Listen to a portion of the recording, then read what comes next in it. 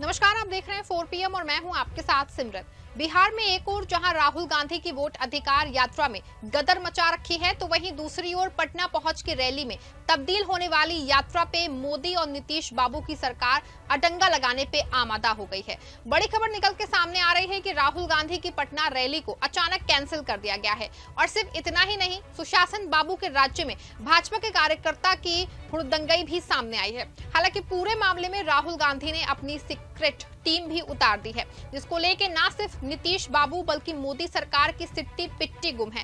कैसे अचानक राहुल गांधी की पटना रैली को कैंसिल कर दिया गया है और कैसे कांग्रेस कार्यालय पे बीजेपी ने हुड़दंग मचाई है, ये सब कुछ मैं आपको अपनी इस रिपोर्ट में बताने वाली हूँ। साथ ही इसमें भी चर्चा करेंगे कि राहुल की कौन सी सीक्रेट टीम जो हर एक बात का एनालिसिस कर रही है।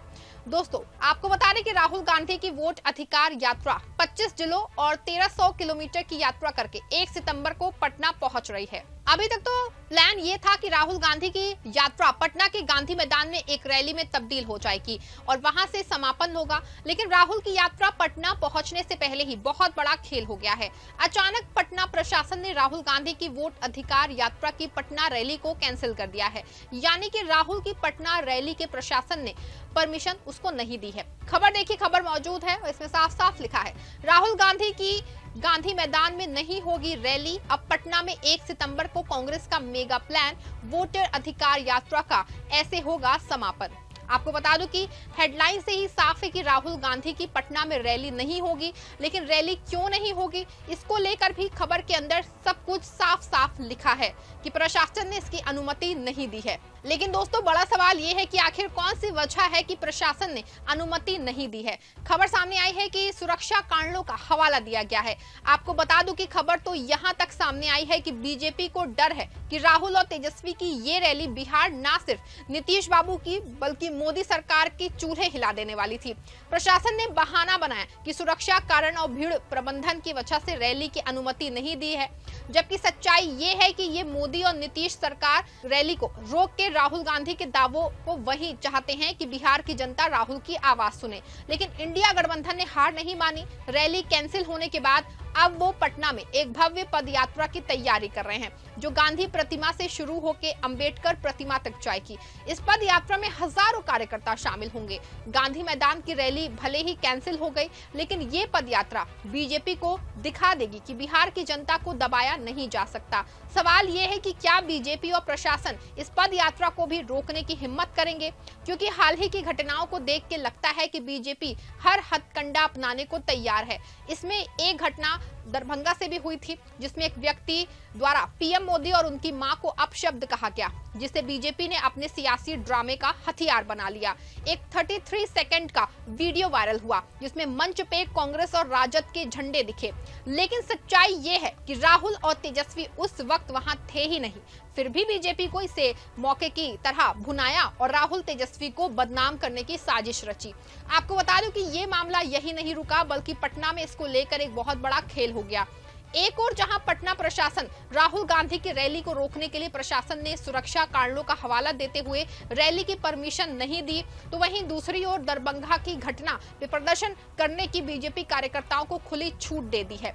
बीजेपी कार्यकर्ता पटना में बीजेपी कार्यकर्ताओं ने कांग्रेस के सदाकत आश्रम कार्यालय पे हमला बोल दिया। पत्थरबाजी हुई, गाड़ियां तोड़ी गई और कांग्रेस कार्यालयों पे लाठियां बरसाई गई। एक कांग्रेस कार्यकर्ता का सिर भी फट गया, कई लोगों को चोटें आई। बीजेपी इसे पीएम के अपमान का विरोध बता रही है, लेकिन सवाल दोस्तों ये है कि क्या ये हिंसा बीजेपी की सुनियोजित साजिश थी। बीजेपी नेता शहनवाज हुसैन ने कहा कि राहुल गांधी को इसके लिए माफी मांगनी चाहिए, लेकिन माफी तो बीजेपी को मांगनी चाहिए जो बिहार की सड़कों पे गुंडागर्दी कर रही है। हालांकि इस मामले के बाद एक बड़ी खबर आई है सामने। दैनिक जागरण ने एक खबर वेबसाइट पे उस पर लिखा है, जिसमें ये खुलासा हुआ है। खबर देखिए, खबर की हेडलाइन से साफ है, राहुल गांधी की खुफिया टीम बिहार में कर रही रेकी, वोटर अधिकार यात्रा खत्म होते ही शुरू होगा खेला। खबर की हेडलाइन से ही दोस्तों साफ है कि राहुल गांधी की खास टीम पूरे मामले पे तैनात हो गई है। सूत्रों के हवाले से खबर है कि राहुल ने बिहार में एक ऐसी गुप्त टीम तैयार की है जो बीजेपी की हर चाल पे नजर रख रही है। ये टीम वोटर अधिकार यात्रा की हर घटना को मॉनिटर कर रही है कि चाहे वो वोटर लिस्ट में गड़बड़ी हो, बीजेपी की गुंडागर्दी हो या प्रशासन की साजिश। ये सीक्रेट टीम बिहार के हर जिले में एक्टिव है दोस्तों। चलिए आपको बताया कि वो सोशल मीडिया से लेकर के ग्राउंड लेवल तक हर हलचल पे जो है वो नजर रखे हुए है। और सबसे बड़ी बात, यात्रा खत्म होने के बाद ये टीम राहुल गांधी के लिए एक नया मास्टर प्लान तैयार करेगी। क्या ये प्लान बिहार विधानसभा चुनाव में बीजेपी को धूल चटाएगा? क्या ये वोट चोरी के खिलाफ देशव्यापी आंदोलन की शुरुआत होगा? दूसरी ओर बीजेपी अपनी हार से बौखला चुकी है। मीडिया रिपोर्ट्स के मुताबिक राहुल की वोटर अधिकार यात्रा और पटना की हिंसा के बाद बीजेपी अपनी रणनीति बदलने की तैयारी में है। शायद गाली कांड को भुना के वो जनता का ध्यान वोट चोरी से हटाना चाहती है। बीजेपी नेता दिलीप जायसवाल ने कहा कि राहुल गांधी की हवा निकल गई, बिहार की जनता ने उन्हें नकार दिया। लेकिन सच्चाई ये है कि बीजेपी की हवा निकल रही है क्योंकि जनता अब उनकी साजिशों को समझ चुकी है। रविशंकर प्रसाद ने तंज कसा कि राहुल संविधान को शर्मिंदा करते हैं। अरे शर्मिंदगी तो बीजेपी को होनी चाहिए जो वोटर लिस्ट में गरीबों के नाम काट रही है।